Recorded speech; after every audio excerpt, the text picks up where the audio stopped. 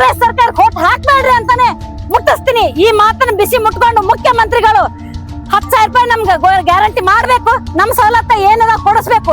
7,000 ಆಶಾ ಕಾರ್ಯಕರ್ತರನ್ನ ಏನ್ ಕೆಲಸದಿಂದ ತೆಗಿಲತ್ತಾರಲ್ಲ ಅವ್ರ ಕೆಲಸದಿಂದ ತೆಗಿಯೋದಿಲ್ಲ ಅಂತ ಹೇಳಿ ನಮ್ಗೆ ಆರ್ಡರ್ ಕೊಡ್ಬೇಕು ಇವತ್ತಿಂದ ಇವತ್ತೇ. ಈ ಮಾಧ್ಯಮದ ಮುಖಾಂತರ ಎಚ್ಚರಿಕೆ ಕೊಡ್ತಿದ್ದೀನಿ ಸಿದ್ದರಾಮಯ್ಯ ಸಾಹೇಬ್ರಿಗೆ, ನಿಮ್ ಗಮನದಲ್ಲಿ ಇರ್ಲಿ. ಆಶಾ ಕಾರ್ಯಕರ್ತರಿಗೆ ಅನ್ಯಾಯ ಮಾಡ್ತಾ ಇದೀರಿ. AC ಕಾರ್ನ್ಯಾಗ ಅಡ್ಡಾಡ್ತೀರಿ, ಒಂದಿನಕ್ಕೆ 5,000 ರೂಪಾಯಿ ಊಟ ಮಾಡ್ತೀರಿ.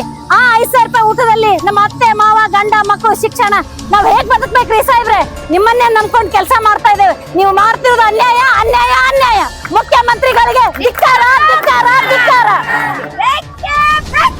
ನ್ಯಾಯ ಬೇಕು.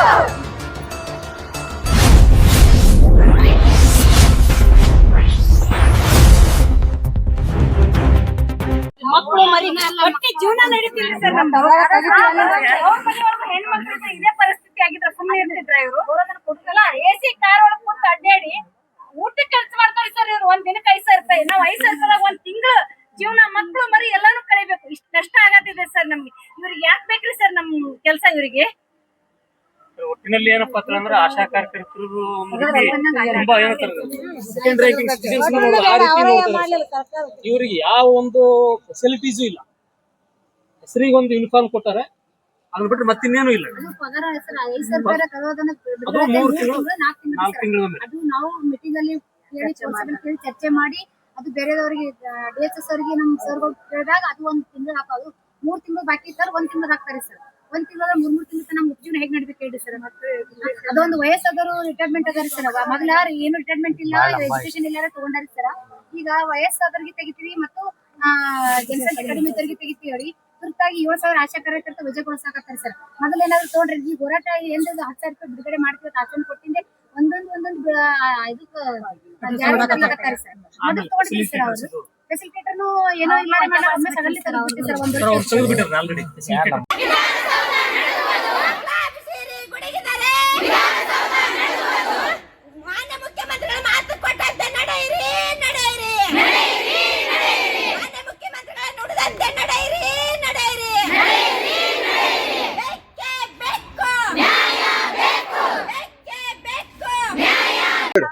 ಮಾಧ್ಯಮದವರ ಮುಖಾಂತರ ಸಿದ್ದರಾಮಯ್ಯ ಸರ್ ಅವ್ರಿಗೆ ನಮಸ್ಕಾರ ಸಲ್ಲಿಸ್ತೀನಿ. ಆ ನಮಸ್ಕಾರ ಸಲ್ಲಿಸ್ಬೇಕಂದ್ರೆ ಖುಷಿ ಇರ್ಬೇಕ್ರಿ. ಆದ್ರೆ ನಮ್ಮ ಹತ್ರ ಖುಷಿ ಇಲ್ಲ. ಆದ್ರೂ ಅವ್ರ ತಂದೆ ವಯಸ್ಸಿನವ್ರದಾರತೆ ತಂದೆ ಸ್ಥಾನದಲ್ಲಿ ಇದಾರಂತ ಗೌರವ ಕೊಟ್ಟು ಅವ್ರಿಗೆ ನಮಸ್ಕಾರ ಮಾಡ್ತೀನ್ರಿ. ಅವ್ರು ಮುಖ್ಯಮಂತ್ರಿ ಆಗಾಕ ಯೋಗ್ಯರೇ ಇಲ್ಲ ಅಂತ ನನ್ ಮೊದ್ಲೇ ಉತ್ತರ ರೀ. ಯಾಕಂದ್ರ ಅವ್ರು ಏನ್ ಮುಖ್ಯಮಂತ್ರಿಗಳಾಗಿ ನುಡ್ದಿದ್ರಲ್ಲ ಆ ನುಡಿದಂತೆ ನಡೀಲಿಲ್ರಿ. ಹೋದ್ ವರ್ಷ ಜನವರಿಯಾಗ 4 ದಿನ ಕಂಟಿನ್ಯೂ ಹೋರಾಟ ಮಾಡ್ದೇವ್ರಿ. ಹಗಲು ರಾತ್ರಿ 10,000 ರೂಪಾಯಿ ಗ್ಯಾರಂಟಿ ಕೊಡ್ತೀನಿ ಅಂತ ಹೇಳಿ ಕಿಶಿಂದ ಈ ಹೋರಾಟನ ಹಿಂತಗಿರಿ ಅಂತ ಹೇಳಿದ್ರು. ಹಿಂತಗದೇವ್ರಿ. ಅವ್ರ ಮಾತಿಗೆ ಬೆಲೆ ಕೊಟ್ಟು ಹಿಂತಗದಿದ್ದೇವ್. ಆದ್ರೆ ನಾವು ಮಾತಿಗೆ ಬೆಲೆ ಕೊಡ್ಲಿಲ್ಲ ಅವ್ರ ಮುಖ್ಯಮಂತ್ರಿಗಳು. ಈವರೆಗೇನು ನಮ್ಗ ಅದ್ 10,000 ರೂಪಾಯಿ ಗ್ಯಾರಂಟಿ ಮಾಡ್ಲೇ ಇಲ್ರಿ. ಅಂತ ಬಜೆಟ್ ನಲ್ಲಿ ಘೋಷಣೆ ಮಾಡಿದ್ರಿ. ಬಿಸಿ ಊಟ ಅಂಗನವಾಡಿ ಕಾರ್ಯಕರ್ತರಿಗೆ 1,000 ರೂಪಾಯಿ ಹೆಚ್ಚಳ ಮಾಡಿದ್ರು. ನಮಗೂ ಮಾಡ್ತೀನಿ ಅಂದ್ರು. ಆ 1,000 ರೂಪಾಯಿನೂ ನಮ್ಗೆ ಇವತ್ತಿನವರೆಗೂ ಹೆಚ್ಚಳ ಆಗ್ಲಿಲ್ರಿ. ಅಂತ 60 ವರ್ಷ ಆದ್ಮೇಲೆ ಕೆಲಸದಿಂದ ನಿಮ್ಮನ್ನ ತೆಗಿತೀನಿ ಅಂತ ಮುಂಚಿತವಾಗಿ ನಮ್ಗೆ ಏನಾದ್ರು ಒಂದ್ ಪತ್ರ ಕೊಟ್ಟು ಹೇಳಿ ಕೇಳಿ ತೆಗಿಲಿಲ್ರಿ. ಸಡನ್ ಆಗಿ ಕೆಲಸದಿಂದ ತೆಗೆದ್ಬಿಟ್ರು. ಈಗ ಕರ್ತವ್ಯ ಆಶಾ ಕಾರ್ಯಕರ್ತರ ಮೇಲೆ 20 ಜನರಿಗೆ ಒಬ್ರು ಸುಗಮಕಾರ ಅಂತ ಇದ್ರು, ಅಂದ್ರ ರಿಪೋರ್ಟ್ ತಗೊಳಕಂತ. ಅವ್ರನ್ನು ಹೇಳ್ದೆ ಕೇಳ್ದೇನು ಕೆಲಸದಿಂದ ತೆಗೆದು ಮನಿಗ್ ಕಳಿಸ್ಬಿಟ್ರು. ಈ ತರ ಪದೇ ಅನ್ಯಾಯ ಆಗ್ತಿದ್ರಿ. ಅನ್ಯಾಯ ಆಗ್ತಿದ್ರು ನಾವ್ ಹೇಗ್ ಸಹಿಸ್ಕೊಂಡ್ ಸುಮ್ಕುಂದಿರ್ಬೇಕ್ರಿ? ಇವ್ರು ಕೂಡ 5,000 ರೂಪಾಯಿ ಸಂಬಳದಲ್ಲಿ ಹಗಲು ರಾತ್ರಿ ದುಡಿತೀವಿದ್ರಿ. ಅದಕ್ಕ ನಮ್ ಹೋರಾಟ ಇಲ್ಲಿಗೆ ನಿಲ್ಲುದಿಲ್ರಿ. ಈ ಆಶಾ ಕಾರ್ಯಕರ್ತರಿಗೆ ನಮ್ಗ 10,000 ರೂಪಾಯಿ ಸಂಬಳ ಕೊಡ್ಲಿಲ್ಲ ಅಂದ್ರ ನಾವು ಮುಂದಿನ ಉಗ್ರವಾಗಿ ಹೋರಾಟ ಮಾಡ್ತೀವಿ. ಹೋರಾಟ ಅಲ್ದೆ ಅಲ್ರಿ, ಜನ ಸಾಮಾನ್ಯರಿಗೆ ಪ್ರತಿ ಮನಿಗೂ ಇದೇ ಆಸೆನೆ ಹೋಗಿರ್ತಾಳ್ರಿ. ಪ್ರತಿ ಮನಿಗೆ ಆಸೆ ಹೋದಾಗ ಕೆಲ್ಸದ ಬಗ್ಗೆ ಹೇಳಂಗಿಲ್ರಿ. ಮಾಧ್ಯಮದ ಮುಖಾಂತರ ನಾವು ಇದೊಂದು ಏನು ಮನವಿ ಪತ್ರ ಕೊಡ್ತಾ ಇದ್ದೇವೆ ಜಿಲ್ಲಾಧಿಕಾರಿಗಳಿಗೆ. ಇದೇ ರೀತಿ ನಾವು ಹಲವಾರು ಬಾರಿನೂ ನಾವು ಹೋರಾಟ ಮಾಡಿ ಮತ್ತು ಸಂಘಟನೆ ಕೂಡಿ ನಮ್ಮ ಆಶಾ ಕಾರ್ಯಕರ್ತರು ಪದೇ ಬಂದು ನಾವು ಜಿಲ್ಲಾಧಿಕಾರಿಗಳಿಗೆ ಮನವಿ ಪತ್ರ ಕೊಡೋದು, ಅವ್ರು ಹೋಗಿ ಅಲ್ಲಿ ಸ್ಟೇಟ್ ಲೆವೆಲ್ ಅಲ್ಲಿ ಮುಖ್ಯಮಂತ್ರಿಗಳು ಕೊಡೋದು, ಅವ್ರು ತಗೊಂಡು ಅಷ್ಟೇ ಕುಂತ್ರುದು ಮಾಡ್ಲಾಗತ್ತಾರ.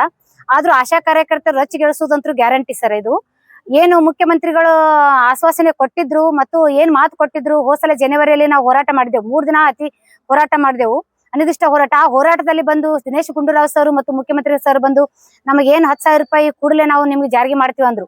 ಆ 10,000 ರೂಪಾಯಿ ಕೂಡ ಜಾರಿಗೆ ಮಾಡಿದ್ದು ಇಲ್ಲಿವರೆಗೆ 1 ವರ್ಷ ಆಯ್ತು. 1 ವರ್ಷ ಮೇಲೆ ಮತ್ತೆ 2 ತಿಂಗಳು ಇಲ್ಲಿವರೆಗೆ ನಮ್ಗ ಗೌರವಧನ ಬಿಡುಗಡೆ ಆಗಿಲ್ಲ. ಮತ್ತು ಅಧಿವೇಶನದಲ್ಲಿ 2,000 ಆಶಾ ಕಾರ್ಯಕರ್ತೆ ಮತ್ತು ಬಿಸಿ ಊಟದ ಅಂಗನವಾಡಿ 3 ಜನಕ್ಕೂ ನಾವು ಗೌರವಧನ 1,000 ಹೆಚ್ಚಳ ಮಾಡ್ತೀವಿ ಅಂದ್ರು. ಆಶಾ ಕಾರ್ಯಕರ್ತರು ಮಾತ್ರ ಗೌರವಧನ ನಮ್ಗ ಬಿಡುಗಡೆ ಮಾಡಿಲ್ಲ. ಬಿಸಿ ಹುಡುಗರ ಅಂಗನವಾಡಿ ಬರ್ತಾ ಇದೆ. ಮತ್ತ 7,000 ಆಶಾ ಕಾರ್ಯಕರ್ತರ ನಿಂದ್ರಿಕೆಲೆ ವಜಾಗೊಳಿಸ್ತೀವಿ ಅಂತ ಹೇಳಿದಾರ. ನಮಗೆ ಮೊದಲಿಗೆ ಕೆಲಸ ಮಾಡಾಗ ಪಾಪ್ಯುಲೇಷನ್ ಸರ್ವೆ ಮುಖಾಂತರ ಜನಸಂಖ್ಯೆ ಮುಖಾಂತರ ತಗೋತೀವಿ ಮತ್ತು ವಯಸ್ಸಾದ್ರೂ ತೆಗಿತೀವಿ ಅಂತ ನಮ್ಗೆ ಹೇಳಿದ್ರು. ಏನಾದ್ರು ನಮ್ಗ ಆರ್ಡರ್ ಕೊಟ್ಟು ತಗೊಂಡಿದ್ರಾ ನೀವು? ಈಗ ನಿಮ್ ಮನಸ್ಸಿಗೆ ಬಂದಾಗೆ ನಾವು ಏನ್ ಗೌರವಧನ ಬಿಡುಗಡೆ ಮಾಡಿ ಕೇಳಕ ತಗೋನೆ ಒಂದು ಜಾರಿಗೆ ಮಾಡಕತ್ತೀರಿ. ಆಶಾ ಕಾರ್ಯಕರ್ತರ ತೆಗೆಯುವುದು, ಶಿಕ್ಷಣ ಮುಖಾಂತರ ಅವ್ರಿಗೆ ವಜಾಗೊಳಿಸೋದು ಮತ್ತು ವಯಸ್ಕರಿಗೆ ವಜಾ ಕಳಿಸೋದು ಮತ್ತು ಗೌರವಧನ ಬಿಡುಗಡೆ ಮಾಡುದು ಎಷ್ಟ್ ದಿನ ಅಂತ ಕೇಳ್ಕೊತ ಹೋಗುನು. ನಾವು ಕೂಡಲೇ ಈ ಸದ್ ಏನ್ ಕೊಟ್ಟಂತ ಮಾತು ನಡೆದುಕೊಂಡ್ರ ಸರ್ಕಾರಕ್ಕೆ ನಾವು ಒಳ್ಳೇದ ನಾವು ಮುಖ್ಯಮಂತ್ರಿ ಸರ್ಗೆ ನಾವು ಒಳ್ಳೇದ್ ಹೇಳ್ತೀವಿ. ಇಲ್ಲ ಅಂತ ನಮ್ಗೆ ಇದೇ ರೀತಿನೂ ನಮ್ಗ ಅವ್ರು ಮುಂದೆ ವರ್ಷಕೋತ ಹೋದ್ರಂತ ಇನ್ನ ಆಶಾಕರ್ತೆ ಹೆಚ್ಚಿನ ಸಂಖ್ಯೆಯಲ್ಲಿ ಅತಿ ಜರೂರಾಗಿ ನಾವು ಹೋರಾಟ ಮಾಡ್ತೀವಿ ಮತ್ತು ಉಗ್ರವಾಗಿ ಹೋರಾಟ ಮಾಡ್ತೀವಿ ಅಂತ ಹೇಳಿ ಮಾನ್ಯ ಮುಖ್ಯಮಂತ್ರಿ ಸರ್ಗೆ ಎಚ್ಚರಿಕೆ ಕೊಡ್ತಾ ಇದ್ದೀನಿ. ಕೂಡಲೇ ಏನೇನು ಜನವರಿಯಲ್ಲಿ ನಮಗೆ ಏನೇನು ಆಶ್ವಾಸನೆ ಕೊಟ್ಟಿದ್ದೀರಾ ಕೂಡಲೇ ಜಾರಿಗೆ ಮಾಡಬೇಕು. ಇಲ್ಲ ಅಂದ್ರೆ ನಮ್ಮ AITUC ಜಿಂದಾಬಾದ್ ಕಡೆಯಿಂದ ನಮ್ಮ ಸಂಘಟನೆ ಕಡೆಯಿಂದ ಮತ್ತೆ ನಾವು ಫ್ರೀಡಂ ಪಾರ್ಕ್ಗೆ ಮತ್ತೆ ಹೋರಾಟಕ್ಕೆ ಇಳಿಯೋದಂತೂ ಗ್ಯಾರಂಟಿ.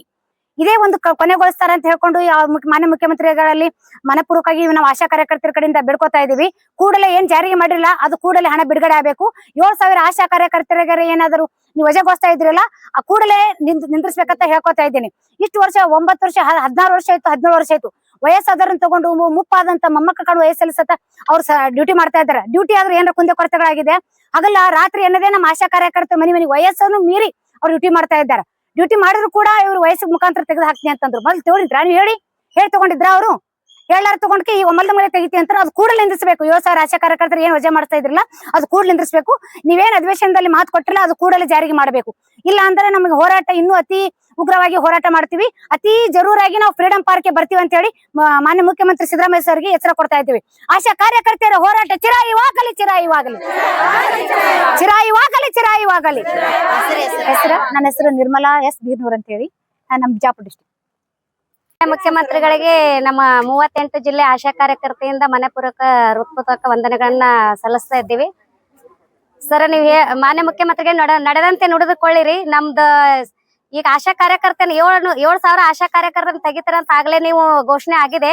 7,000 ಅಲ್ಲ, 7 ಆಶಾನು ನಿಮ್ಗೆ ತೆಗೆಯೋದು ನಾವು ಬಿಡ್ತಾ ಇಲ್ಲ, ತೆಗ್ಯಾಕನು ಆಗ್ತಾ ಇಲ್ಲ. ನಿಮ್ಗೆ ನೀವು ಕೊಟ್ಟ ಮಾತನ್ನ ನಡ್ಸ್ಕೊತಾ ಇಲ್ಲ. 10,000 ಗ್ಯಾರಂಟಿ ಮಾಡಿ ನಮಗೆ 7 ದಿನ ನಾವು ಬೆಂಗಳೂರಲ್ಲಿ ಜನವರಿಯಲ್ಲಿ ಸ್ಟ್ರೈಕ್ ಮಾಡಿದ್ವಿ.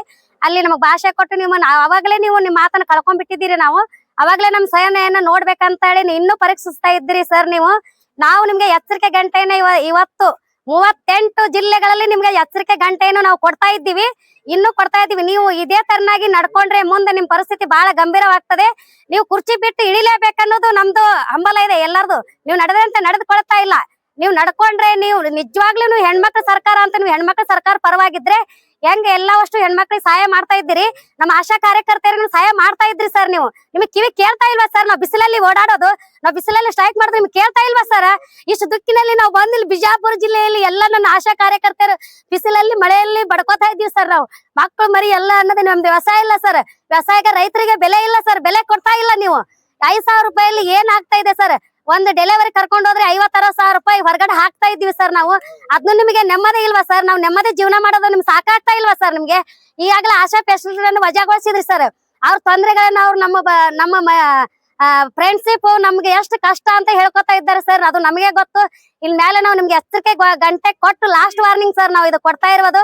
ನಮ್ಮ ಸಂಘಟನೆ ಎಲ್ಲಾ ನಮ್ಮ ಸಂಘಟನೆಯವರು ಸರ್ ಬೆಂಗಳೂರಲ್ಲಿ ಮುತ್ತಿಗೆ ಹಾಕ್ತಾ ಇದೀವಿ ಸರ್. ವಿಧಾನಸೌಧ ಅಷ್ಟೇ ಅಲ್ಲ ಸರ್, ನಿಮ್ ಮನೆ ಮುತ್ತಿಗೆ ಹಾಕ್ತಾ ಇದೀವಿ ನಾವು. ಈ ಸರಿ ಮುತ್ತಿಗೆ ಆಗ್ತದೆ. ಇಷ್ಟು ನಾವು ಕೊಟ್ಟ ಗ್ಯಾರಂಟಿಯನ್ನ ನೀವು ನಮಗೆ 10,000 ಗ್ಯಾರಂಟಿ ಯೋಜನೆ ಈ ಕೂಡಲೇ ಇದೇ ತಿಂಗಳಲ್ಲಿ ನಮ್ಮ ಅಕೌಂಟಿಗೆ ಬರುವಾಗ ನೀವು ಮಾಡ್ಬೇಕು. 7,000 ಆಶಾ ಕಾರ್ಯಕರ್ತೆಯರನ್ನ ತೆಗಿಬಾರ್ದು. ಒಬ್ಬರ ಆಶಾ ಕಾರ್ಯಕರ್ತೆಯರನ್ನ ತೆಗಿಲಿಕ್ಕೆ ನಾವು ಬಿಡ್ತಾ ಇಲ್ಲ ಸರ್. ಬಿಟ್ರೆ ಮುಂದಿನ ಪರಿಣಾಮ ನೆಟ್ಗೆ ಆಗೋದಿಲ್ಲ. ನಾವು ಬಂದ್ ವಿಧಾನಸೌಧ ಮುತ್ತಿಗೆ ಹಾಕ್ತಿವಿ ಅಂತ ಘೋಷಣೆ ಮಾಡಿ ಕೂಗ್ತಾ ಇದ್ದೀನಿ ಸರ್. ಬೇಕೇ ಬೇಕು, ಬೇಕೇ ಬೇಕು.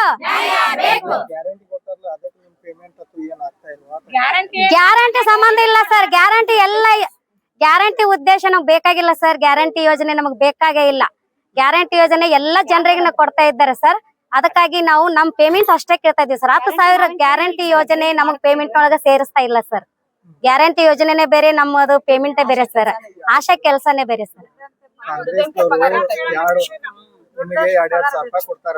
ಹಾ ಸರ್. ಈಗ ಗ್ಯಾರಂಟಿ ಬೇಕತ್ತಿರುವ ಗ್ಯಾರಂಟಿ ಬೇಡ ಸರ್. ನಮ್ಗೆ ಗ್ಯಾರಂಟಿ ಬೇಡ. ನಮ್ಮ ಜೀವನಕ್ಕೆ ನಮ್ ಪೇಮೆಂಟ್ ಹೆಚ್ಚಿಗೆ ಆಗ್ಬೇಕು, ನಮ್ ಕುಟುಂಬ ಬದುಕಬೇಕು, ಅದು ಒಂದೇ ಸರ್ ನಮ್ಗೆ. ಗ್ಯಾರಂಟಿ ಯೋಜನೆ ಬೇಡ ಸರ್ ನಮ್ಗೆ. ಸುಮಂಗಲ ಪಡಸಲಿ, ಮುದ್ದೇಬೇಡ ತಾಲೂಕು, ಬಿಜಾಪುರ ಜಿಲ್ಲೆ. ನಮಸ್ಕಾರ ಸರ್.